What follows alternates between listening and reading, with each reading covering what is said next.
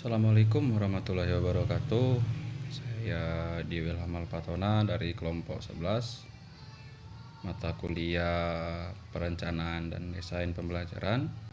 Kali ini saya akan menjelaskan mata kuliah saya, yaitu penilaian berbasis kelas. Yang pertama, pengertian penilaian berbasis kelas. Evaluasi penilaian berasal dari bahasa Inggris, yaitu evaluation. Akar katanya yaitu value, yang berarti nilai atau harga. Dengan demikian, secara harfiah, evaluasi pendidikan dapat diartikan sebagai penilaian dalam bidang pendidikan atau penilaian mengenai hal-hal yang berkaitan dengan kegiatan pendidikan, atau juga dapat diartikan sebagai proses menentukan nilai suatu objek. Dapat disimpulkan, evaluasi adalah suatu proses merencanakan, memperoleh, menyediakan informasi yang sangat diperlukan untuk membuat alternatif keputusan. Penilaian berbasis kelas adalah penilaian dilakukan oleh guru dalam rangka proses pembelajaran yang merupakan proses pengumpulan dan penggunaan informasi dan hasil peserta didik terhadap tujuan pendidikan yang telah ditetapkan, yaitu standar kompetensi, kompetensi dasar, indikator pencapaian belajar yang terdapat pada kurikulum. Jadi bisa disimpulkan bahwa penilaian berbasis kelas adalah bentuk penilaian yang dilakukan oleh guru dalam rangka melihat hasil proses dari pembelajaran murid. Menurut Groenendahl, penilaian kelas merupakan proses sistematis dalam mengumpulkan, menganalisis, dan menginterpretasi informasi untuk sejauh mana siswa telah mencapai tujuan pembelajaran.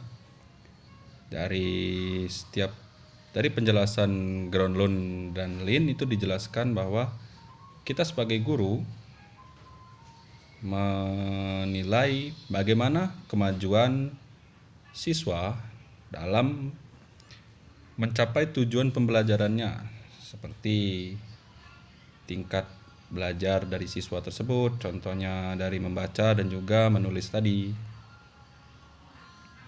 Pusat Kurikulum Balitbang Depiknas tahun 2006 menyatakan bahwa penilaian kelas merupakan bagian dari tingkat pencapaian kompetensi siswa yang dilaksanakan pada saat pembelajaran langsung dan akhir pembelajaran.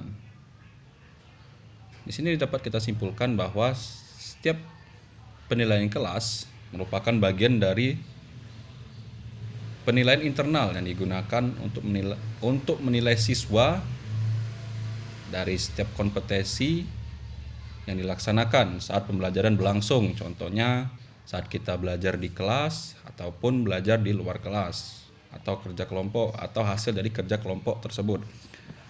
Dan penilaian juga dapat dilakukan di saat akhir pembelajaran, contohnya pada saat selesainya pembelajaran, pada saat selesainya penjelasan dari guru, kita dapat menilai bagaimana pencapaian seorang siswa dalam mencapai tujuan belajarnya.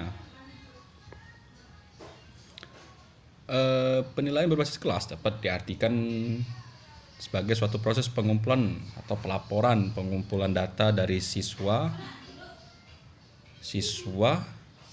dalam melakukan pembelajaran di kelas, di mana kita sebagai guru akan melakukan pengumpulan, penilaian, dan pelaporan data dan menginformasikan hasil dari belajar peserta didik tersebut dengan tujuan agar penilaian pendidikan yang telah ditetapkan dapat berjalan dengan lancar sesuai kurikulum yang berlaku. Tujuan dan fungsi dan manfaat penilaian berbasis kelas. Adapun manfaat penilaian berbasis kelas adalah memberi umpan balik pada program jangka pendek yang dilakukan oleh peserta didik dan guru dalam kegiatan proses belajar. Di sini dapat diartikan kita dapat memberikan kepada peserta didik sebagai sesuatu seperti reward lah, atau memberikan nilai kepada peserta didik. Memberi kegunaan hasil pembelajaran peserta didik dengan melibatkan peserta didik secara maksimal. Ini kita dapat diartikan kita dapat mengarahkan peserta didik untuk belajar secara maksimal dalam pembelajarannya di kelas. membantu membuat laporan lebih bagus serta menaikkan efisiensi pembelajaran. Dalam arti kan setiap kali kita melakukan penilaian dalam kelas, kita dapat membuat laporan yang lebih rapi dan lebih terarah dan terukur sebagai fungsi atau menaikkan efisiensi pembelajaran. Selanjutnya, mendorong pengajaran sebagai proses penilaian formatif. Yang kelima, peserta didik dapat memantau pembelajaran dirinya secara lebih baik dan lebih menitik beratkan kepada kemampuan, keterampilan, dan nilai. Nomor 5 diartikan bisa sebagai dimana anak lebih merasa pada saat nilainya mungkin seperti nilainya dapat lebih tinggi, dia akan lebih menitik beratkan kepada kemampuannya, keterampilan dan keterampilannya agar mendapatkan nilai yang bagus dari guru. Nomor 6, bagi orang tua dapat mengetahui kelemahan peringkat anaknya serta mendorong orang tua untuk melakukan pembimbingan agar manfaat dari nomor 6 ini, penilaian kelas berbasis kelas dapat bermanfaat bagi orang tua mengetahui di mana sih letak kelemahan anaknya di sekolah atau di kelas, dan kalau misal anaknya memiliki kelemahan atau penurunan nilai dalam kelas, maka orang tua akan melakukan pembimbingan di rumah. Nomor 7, melibatkan orang tua peserta didik untuk melakukan diskusi dengan guru atau sekolah dalam hal perbaikan kelemahan peserta didik. Ya, kita dari nomor 7 ini, manfaat dari penilaian berbasis kelas dapat melibatkan orang tua peserta didik untuk melakukan diskusi guru sekolah dalam hal perbaikan kelemahan peserta didik. Ini biasanya terjadi pada saat selesainya UAS atau mau libur panjang, di mana setiap orang tua dipanggil ke sekolah melakukan diskusi bagaimana kita bisa bagaimana guru dan orang tua dapat memperbaiki setiap kelemahan atau kekurangan siswa yang ada di sekolah atau peserta didik yang di dalam kelas, agar mereka dapat tahu kemampuan dan keterampilan mereka masing-masing. Mungkin itu saja dari saya. Materi selanjutnya akan dilanjutkan oleh rekan saya. Assalamualaikum warahmatullahi wabarakatuh. Baiklah, saya akan melanjutkan materi yang berikutnya, yaitu C. Prinsip dan prosedur penilaian berbasis kelas. Prinsip dan prosedur penilaian kelas, pelaksanaan penilaian hasil belajar peserta didik didasarkan pada data sahih yang diperoleh melalui prosedur dan instrumen yang memenuhi persyaratan dengan berdasarkan diri pada prinsip-prinsip.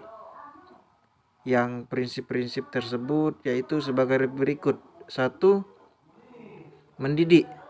Penilaian harus memberikan sumbangan positif terhadap pencapaian belajarnya siswa.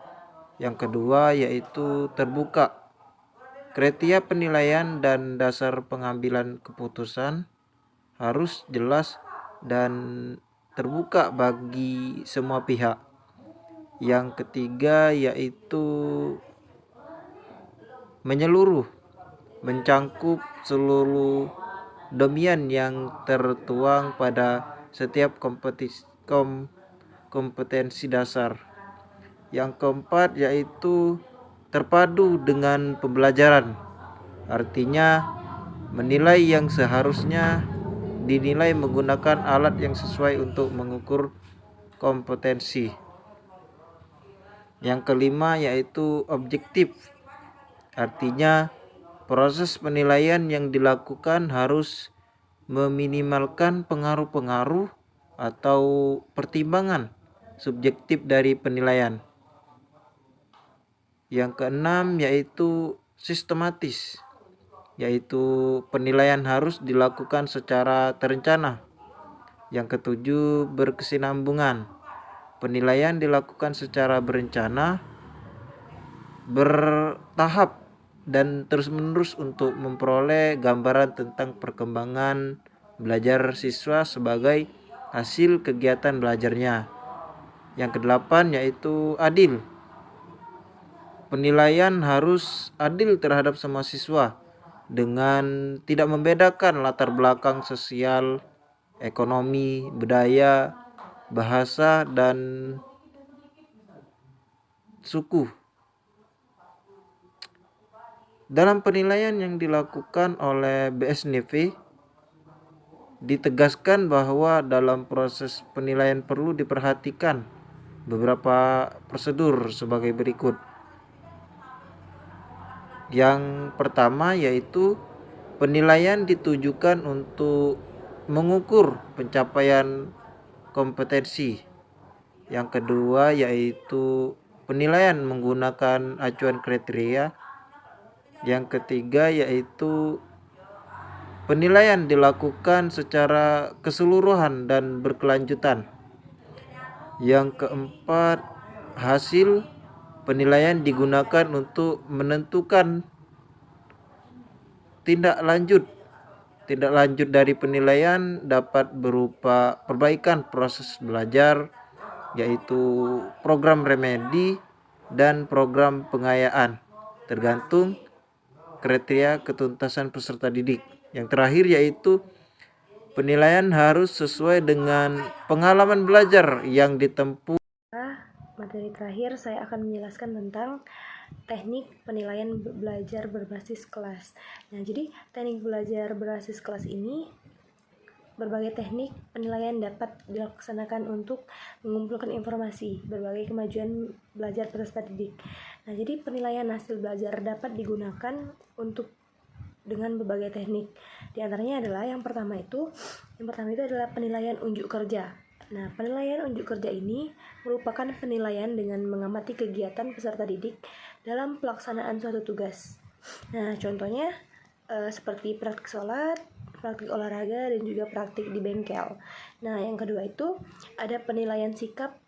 Nah, penilaian sikap ini adalah penilaian yang dilakukan dengan mengamati sikap peserta didik dalam berperilaku di lingkungan sekitar atau di lingkungan tempatnya belajar.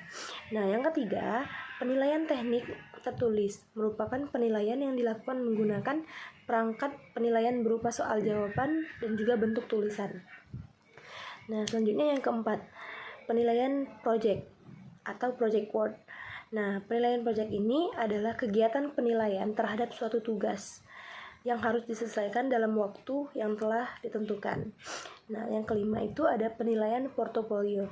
Penilaian portofolio ini merupakan kegiatan penilaian yang dilakukan dengan menggunakan bukti-bukti hasil belajar yang relevan dengan kompetensi keahlian yang dipelajarinya. Nah, portofolio ini juga diartikan sebagai kumpulan hasil karya seorang peserta didik yang ditentukan oleh guru sebagai usaha pencapaiannya belajar. Nah, sedangkan yang terakhir itu yang keenam, penilaian diri. Penilaian diri itu adalah suatu teknik penilaian di mana peserta didik meminta untuk menilai dirinya sendiri berkaitan dengan status, proses, dan tingkat pencapaian kompetensi yang dipelajarinya dalam mata pelajaran tertentu. Sekian dari saya.